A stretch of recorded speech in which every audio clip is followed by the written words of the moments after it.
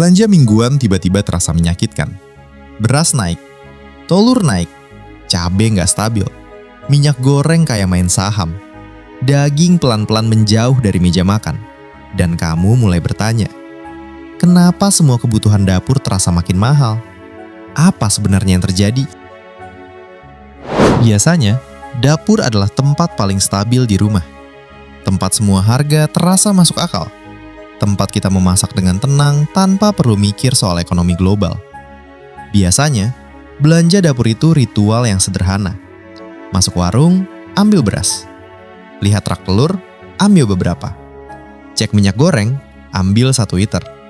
Tambahin cabai dikit. Beli daging kalau lagi ada acara. Biasanya, harga-harga ini berjalan seperti jarum jam. Pelan, konsisten, tidak banyak kejutan. Kenaikan kecil masih bisa diterima. Stroke masih masuk akal. Perubahan terasa lambat. Biasanya, kita percaya ada ketenangan di dapur. Karena makanan bukan soal angka, tapi soal hidup sehari-hari. Kita jarang bertanya kenapa harga beras stabil. Jarang mempertanyakan kenapa cabai naik turun. Jarang peduli bagaimana minyak goreng sampai ke rumah. Kita cuma belanja, masak, hidup. Dan biasanya, semua itu berjalan baik-baik saja. Sampai suatu hari, kamu belanja dengan uang yang sama tapi pulang dengan barang yang lebih sedikit. Struk yang dulu 150.000, kini 250.000. Kadang 300.000. Dan kamu tidak tahu bagian mana yang membuatnya melonjak. Beras tiba-tiba naik ribuan rupiah per kilo. Minyak goreng berubah harga seperti aset digital. Telur ikut-ikutan naik. Cabai tidak pernah konsisten. Daging pelan-pelan menjadi kemewahan. Dan yang paling menakutkan adalah kita merasa tidak punya kendali. Masalahnya bukan cuma harga naik, tapi ritmenya berubah. Tiba-tiba, lebih cepat, lebih sering, lebih terasa. Dan kamu mulai bertanya, ini cuma perasaan saya atau belanja memang makin mahal? Sayangnya, jawabannya bukan perasaan, tapi kenyataan. Yang naik bukan cuma harga barang, tapi segala sesuatu di balik barang itu.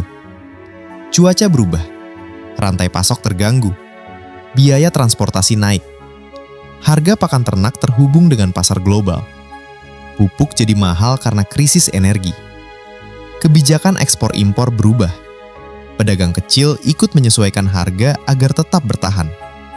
Semuanya seperti domino. Satu masalah kecil di hulu bisa menjadi badai di dapur rumah kita. Dan karena itu, belanja mingguan berubah menjadi beban mingguan. Sehingga, agar tidak terus merasa bingung dan tersiksa, kita harus memahami apa yang sebenarnya terjadi di balik inflasi dapur. Karena inflasi dapur bukan sekedar grafik ekonomi, bukan angka rumit pemerintah, bukan istilah makro yang tidak bisa disentuh. Inflasi dapur adalah inflasi paling nyata, inflasi yang kita pegang, inflasi yang kita masak, inflasi yang kita makan, dan ia terbentuk dari banyak lapisan, semuanya saling bertautan. 1.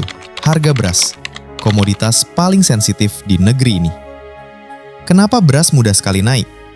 Karena beras adalah produk pertanian yang melibatkan cuaca, ketersediaan pupuk, hama, biaya sewa lahan, ongkos tenaga kerja, biaya traktor dan mesin, biaya air, biaya logistik, biaya distribusi, cadangan pemerintah, perdagangan antar daerah. Satu saja terganggu, cuaca ekstrim, gagal panen, pupuk naik, harga langsung berubah. Beras bukan barang biasa, ia adalah simbol stabilitas. Kalau beras naik, kepercayaan masyarakat ikut goyah. 2. Telur.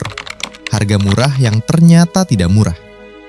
Telur terlihat sederhana, tapi di balik harga telur ada biaya terbesar, pakan ayam. Dan pakan ayam sangat bergantung pada harga jagung dunia. Jika cuaca global buruk, pasokan jagung dari luar negeri terganggu, transportasi global melambat, biaya impor naik, nilai tukar rupiah melemah, maka harga pakan naik. Dan begitu pakan naik, ayam tidak bisa disuruh hemat. Telur otomatis ikut naik. Ini sebabnya telur sering naik tanpa alasan yang terlihat. 3. Cabai, komoditas paling emosional.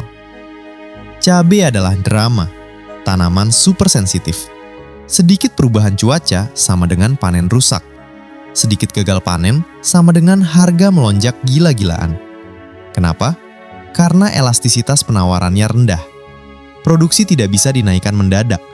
Kalau pasokan turun sedikit, harga bisa naik berkali lipat. Cabai adalah komoditas yang membuat dapur berasa kacau lebih cepat dari yang lain. 4. Minyak goreng. Ketika pasar global masuk ke dapur. Kita, Indonesia produsen sawit terbesar di dunia. Tapi harga minyak goreng justru bisa naik tinggi. Kenapa? Karena sawit bagian dari rantai pasok global. Ketika harga CPO, crude palm oil, dunia naik, harga minyak dalam negeri ikut terangkat. Ada juga faktor, permintaan ekspor meningkat, kebijakan ekspor berubah, keterbatasan produksi pabrik, distribusi terhambat, spekulasi pasar. Minyak goreng adalah contoh nyata bahwa dapur kita tidak terpisah dari dunia. 5. Daging, komoditas dengan biaya produksi paling tinggi. Daging sapi sebagian besar masih mengandalkan impor, dan itu membuatnya sensitif terhadap kurs dolar, harga pakan, biaya logistik, izin impor, kondisi global. Harga daging jarang turun karena biaya produksinya selalu naik sedikit demi sedikit setiap tahun. 6. Rantai pasok, jantung inflasi dapur. Ini bagian paling penting. Rantai pasok pangan terdiri dari petani, pengumpul, distributor, transportasi, pasar, pedagang, konsumen.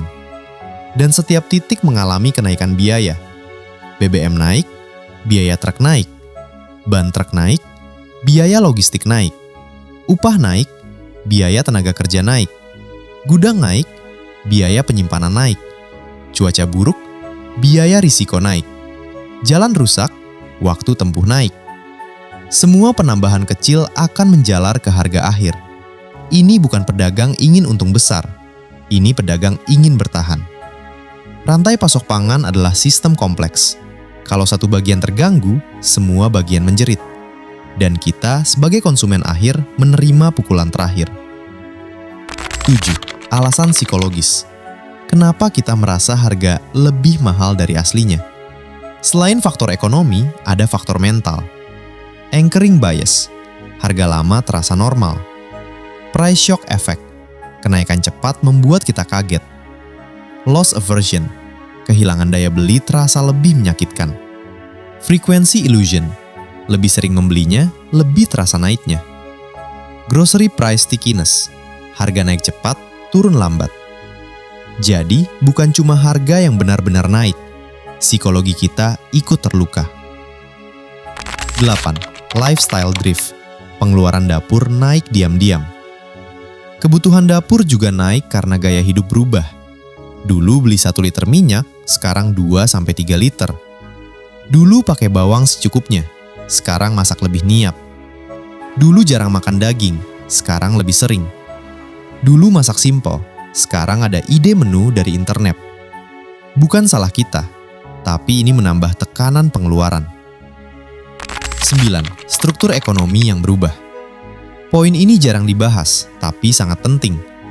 Biaya tenaga kerja naik. Biaya energi naik, biaya logistik naik. Pupuk berbasis gas alam ikut naik ketika harga energi global naik. Urbanisasi mempengaruhi jumlah petani. Produksi dalam negeri tidak mengejar konsumsi. Ketergantungan impor pada beberapa komoditas. Iklim makin tidak stabil. Semua ini menambah beban inflasi jangka panjang. Jadi, ketika kita bilang belanja makin mahal, itu bukan keluhan kosong. Itu refleksi dari sistem pangan yang semakin rumit, semakin sensitif, dan semakin terhubung dengan dunia. Untuk memahami dapur, kita harus memahami negara. Dan untuk memahami negara, kita harus melihat dapur. Karena disitulah semuanya bertemu, di meja makan kita sendiri.